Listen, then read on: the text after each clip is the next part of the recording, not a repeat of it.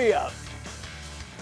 Adam Schefter, what is the latest on Myles Garrett? Peter, he's missed the last 3 days of practice due to lower body soreness. At least that's what Sean McVay is calling it. A little soreness in that lower half. Who hasn't had that before? Myles Garrett has got it now. They say it's not a big deal. They think he should be back fairly soon. And we've seen the Rams rest veterans before, take care of them. They take the long-range view on these injuries, and we'll see how this one works out as well. All right, give us something on Jadeveon Clowney. Back to Houston, the team that made him the #1 overall pick in 2014. He's coming off a season in which he had 8.5 sacks, goes and joins one of the best defenses in the league to make their pass rush that much better. Clowney wanted to go back there, and it looks like that could be where he finishes up his NFL career after starting it there as well. All right, my favorite topic in August, hold-in talk. What do you got on Jahmyr Gibbs? Well, it could be a little while here. I think the key one to watch here is Bijan Robinson also holding in. I don't know that we'll get any Jahmyr Gibbs movement until we get Bijan Robinson movement. Somebody's got to move first. My guess is it'll be Bijan first, and once Bijan goes, then Jahmyr Gibbs will go a short time after. But in the interim, no Gibbs, no Robinson, both running backs holding in. All right, this is an interesting one here. 2 of the best running backs, same draft class, obviously. But Adam, we've got some breaking news. How about this? Right. Jason McCourty on our set right now. We will hear his first public comments in a moment about this, but he has been named the newest analyst on Monday Night Countdown. Let's go. Congratulations, Jason. Awesome. Great for you. And how about the fact that you can watch a McCourty on Sunday night leading into the primetime game with Devin McCourty, another McCourty on Monday night leading into Monday Night Countdown. Those McCourty twins continue to shine. As long as everyone watches on Sunday, they enjoy that, and then turn it on Monday, and you'll get to see the better twins. There we go! So make sure you're tuned in, Dev. I know you're watching. You heard it here first. Dude, congratulations. Appreciate it. That's awesome news. Back to the football, though. You know, you're going to be doing these Monday night games and Monday Night Countdown, of course. Jahmyr Gibbs, what does he bring to the Lions? And are we sleeping on Detroit a little bit as we do flips over the Bears and the Packers and everything else this summer? I think when it comes to Jahmyr Gibbs, it's more what does he not bring to this offense?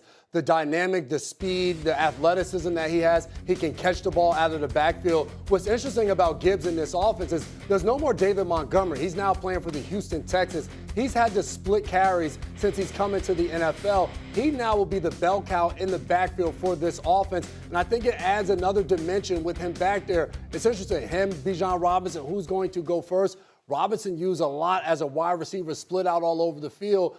I want to see what they do with Jahmyr Gibbs this year and how he's starting to factor in a different spot. Mike Tanbaum, you've dealt with summer negotiations. Is this a game of chicken a little bit with Bijan in Atlanta and saying who's going to jump first and give the deal first because we're eventually going to have to give $1 more, or do we get to this table beforehand so we don't have to be the highest paid? Yeah, exactly, Peter. Ideally, you'd like to go first because ultimately whoever goes second is probably going to jump, a little bit. So, look, they're both great players. You just want to make sure there's no soft tissue injuries. You want to make sure they're conditioning. You understand they don't want to participate in contact drills, but you want to make sure they're ready to go. These deals will get done. Both those backs are 2 of the very best players in the game. But if we go back to last summer, there's always a hold in or 2. Terry McLaurin was the guy that held in last year. It didn't work out. The season kind of got off track, and you just hope the same thing doesn't happen with these 2 great running backs. Cleveland Brown quarterback battle. It's a rite of passage. It's a new summer, and yet here we are again. J-Mac, when you listen to that sound, though, Deshaun Watson saying, I'm not just here to finish out this contract. I want a new contract. What's your reaction? Damn right Deshaun wants a new contract. He got there. They paid him $200+ million. Why would you not want to return to Cleveland? But I think the bigger piece of it is they're going through this quarterback battle for the Cleveland Browns. That was not a good contract. That was not a good transaction for them. So the thought of Deshaun potentially playing and giving him another contract, it just goes to show the situation that they're in right now. It makes sense that it would be Shedeur Sanders or Dylan Gabriel or any of the guys that are on the roster, but Deshaun Watson is firmly in this quarterback battle. So it speaks to what's going on in practice right now, that he is a guy talking in the media, talking about the potential of being there. Whether that happens or not, we don't know, but he's in this situation. Andrew Berry did media this week. Todd Monken did media this week. We saw Deshaun. We still don't know who's going to be the quarterback. It seems like it's an actual battle. What are you hearing out of Cleveland? Well, it is an actual battle, and obviously Shedeur Sanders or Deshaun Watson is going to be the starting quarterback. And I almost think that when they open the season with 2 straight road games in Florida, that you might almost defer to the veteran who's been in those types of spots before, which just means that there's a realistic chance that Deshaun Watson could wind up winning this starting job. Now, that to me is the headline. Because who ever thought that Deshaun Watson was going to be in this spot again after everything? In 2026. When is the last time that he started? When is the last time he was effective? When was the last time we thought we would hear from him? And yet here he is, commanding the microphone, competing for the starting job, and potentially with a realistic chance of starting opening day against the Jacksonville Jaguars. Deshaun Watson. Guys, that is beyond improbable. He's played in 19 games since 2020. They gave him $230 million of fully guaranteed money, arguably the worst transaction in the history of football. And he tore his Achilles tendon twice. Like, we've been around quarterbacks that when you tear your Achilles tendon once and you lose literally a quarter of a second in quickness, you lose your ineffectiveness. He did it twice.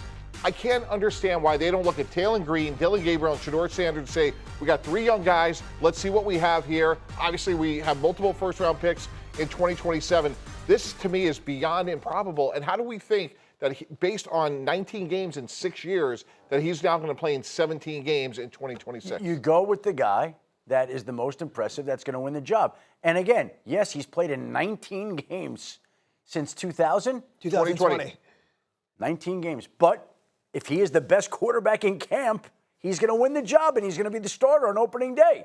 Yeah. Take it from Monken's standpoint. Yeah. So you get here, first year as the coach. Do you go with the young guy and see what you get in Shedeur, or do you say, Deshaun has been there, he's done there, there's experience, he might be more equipped to win out of the gates? I think you give Shedeur every opportunity to win and earn the starting spot. But if you're Todd Monken, you're a first-time head coach who's gotten this opportunity later on in your career, I'm not coaching from the standpoint of, we have 2 first-round draft picks next year. We have to figure out what we have in the young guys. I'm putting the best guy on the football field that's going to help me win games. And I know in their division, they're probably going to finish 4th. Are they going to be a playoff team? No. But at the same time, I need to look like a competent coach with a team that is improving week in and week out. So whoever gives me the best chance to do that, that's who I'm starting at the quarterback position. Part of your job description, though, is make these players better, develop quarterbacks. And Shedeur Sanders has good film from Colorado, and part of his job description is go get him better because at least he has a future. Like, his best football is in front of him. But even if